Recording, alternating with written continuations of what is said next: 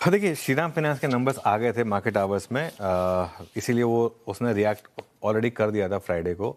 लेकिन मैं एक दो ब्रोकरेज रिपोर्ट्स पढ़ रहा था श्रीराम फाइनेंस पर। आशीष, आपको पता होगा हमारा व्यू लगातार पॉजिटिव रहा है, और इनफैक्ट जब ये इसका 1 महीने 2 महीने का व्यू चार्ट रखेगा, जब वो ग्लोबल करेक्शन की वजह से वापस ऑलमोस्ट 880 पर आ गया था, तब एक बात हुई थी कि अब इससे बेहतर वो नहीं था। 840 के नीचे की डाउन साइड नहीं थी, क्योंकि जहां पर वो डील हुई थी उससे नीचे तो नहीं जाने वाला था। और फिर तो वहां से क्या शानदार मौका ऑलरेडी प्ले आउट हो चुका है। मेरा मानना यह है कि ये स्टॉक तैयार है वापस अपने लाइफ टाइम हाई की तरफ बढ़ने के लिए, क्योंकि यहाँ पर वैल्यूएशन का कंफर्ट है, एक बहुत स्ट्रांग मैनेजमेंट है, एक कंजर्वेटिव मैनेजमेंट है जो ओवर डिलीवरी में यकीन रखता है।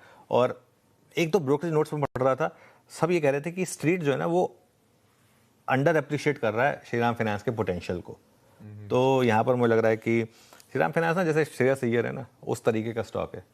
मतलब समहाउ उसको उतनी रिकग्निशन नहीं मिलती जितनी मिलनी चाहिए। लेकिन खैर, सबके टारगेट आपकी स्क्रीन पर आएंगे। 1150 से लेके 1250 के टारगेट हैं।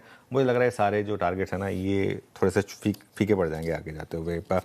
सन फार्मा, मैं एक बहुत ही बोल्ड व्यू ले रहा हूँ। हालांकि आज नेगेटिव खुल सकता है, मैं सन फार्मा को ग्रीन ले रहा हूँ। उसका कारण है, सन फार्मा का 1 महीने का चार्ट रखिएगा जरा स्क्रीन पर, और ये पूरी दुनिया को पता था कि ये डील हो रही है। पूरी दुनिया को पता था कि ये डील हो रही है।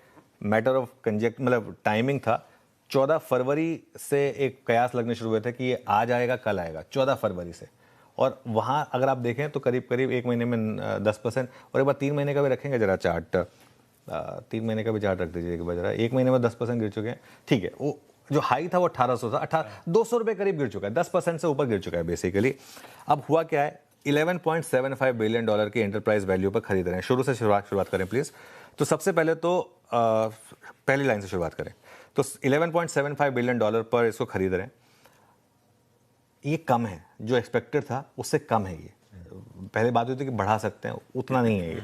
दूसरा, शेयर पहले ही गिर चुका है, ठीक है। तीसरा, ये डील मुझे अच्छी लग रही है।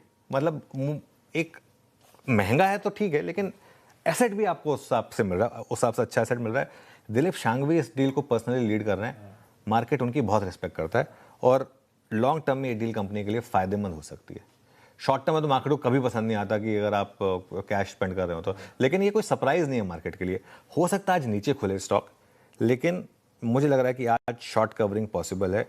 और अगर नीचे खुले तो शॉर्ट ना करें, और अगर आप एक ट्रेडर हैं तो एक लिमिटेड रिस्क लेकर कॉल लेने की सोचें आप सन फार्मा में। मैं बहुत कम इस तरीके के व्यूज़ देता हूँ, नॉर्मली मैं अवॉइड करता हूँ इस तरीके के व्यूज़ देना, लेकिन आज मुझे लग रहा है एक मौका। अगर मैं गलत पड़ा तो मैं एक्सेप्ट करूँगा कि हाँ, ये मेरी सोच जो थी या थॉट प्रोसेस थी ये गलत पड़ गई, तो ठीक है। लेकिन ये सन फार्मा ने जो कहा है कि इसका जो 5 साल का एबिडा मार्जिन है वो 30% के ऊपर रहा है, और ग्लोबली काफ़ी स्ट्रॉन्ग कंपनी है, और सन फार्मा ग्लोबली एक स्ट्रॉन्ग कंपनी बनने जा रही है। एक चीज़ समझ लीजिए, कम से कम कुछ ट्राई तो कर रहे हैं नया। मतलब वो अब जैसे अब इस समय जेनेरिक फार्मा पर अगर एक रिस्क है, तो कम से कम ग्लोबल में बायोसिमिलर में कुछ ना कुछ तो अटेम्प्ट किया जा रहा है, एक रिस्क लिया जा रहा है। एंड आई एम श्योर कि इतनी बड़ी अगर डेट लेकर वो कर रहे हैं और इतना बड़ा वो एक्विजिशन फाइनेंस कर रहे हैं, तो कहीं ना कहीं ऑल इन जा रहे हैं। वो दिलीप शांघवी ऑल इन जा रहे हैं। एक समय पे भारत के सबसे अमीर आदमी थे वो, आज भी टॉप 10 में है वो। अगर इस तरीके का रिस्क ले रहे हैं तो कुछ तो सोच कर रिस्क ले रहे होंगे। तो I am banking the man rather than anything else. इस वजह से मेरा व्यू रहेगा यहाँ पर।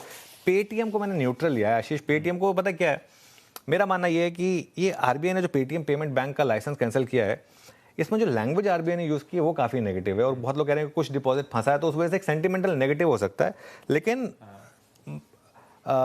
ये पीपीबीएल के साथ वैसे ही अब वो सेपरेट हो चुके हैं पेटीएम। तो ऐसे में पेटीएम का कहना यही है कि अब हमारा कोई एक्सपोजर नहीं है इसमें।